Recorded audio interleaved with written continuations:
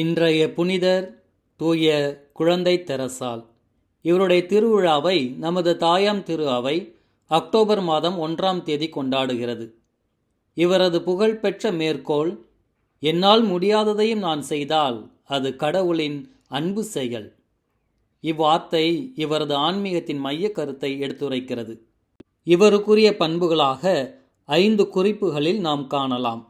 1. சாதாரணத்தில் சிறப்பு. தூய குழந்தை தெரசா சாதாரண வாழ்க்கையை மூலதனமாக கொண்டு அதுவே எவ்வளவு முக்கியம் என உணர்த்துகிறார். அவர் தனது அனுபவங்களிலே சிறிய வழியில் இறை தொடர்பு என்ற கருத்தை முன்னிறுத்தி கடவுளோடு தொடர்பை எளிதான முறையில் உருவாக்கலாம் என்பதை கூறுகிறார். 2. அன்பின் செயல்.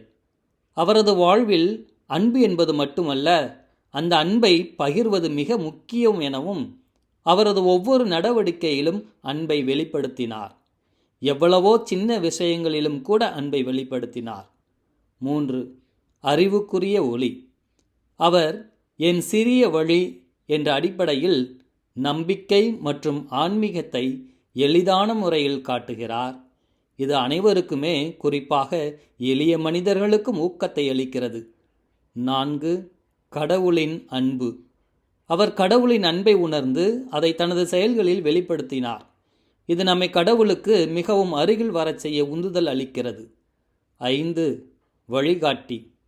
புனித குழந்தை தெரசா தனது எளிய ஜபத்தின் மூலம் நம்மை கடவுளின் அருகில் இழுத்து கொண்டு போய்விடுகிறார். இவருக்கே உரித்தான ஒரு அழகிய வசனம் என்னவென்றால், கடவுளின் தோட்டத்தில் நான் ஒரு அழகிய ரோஜா என்பதே.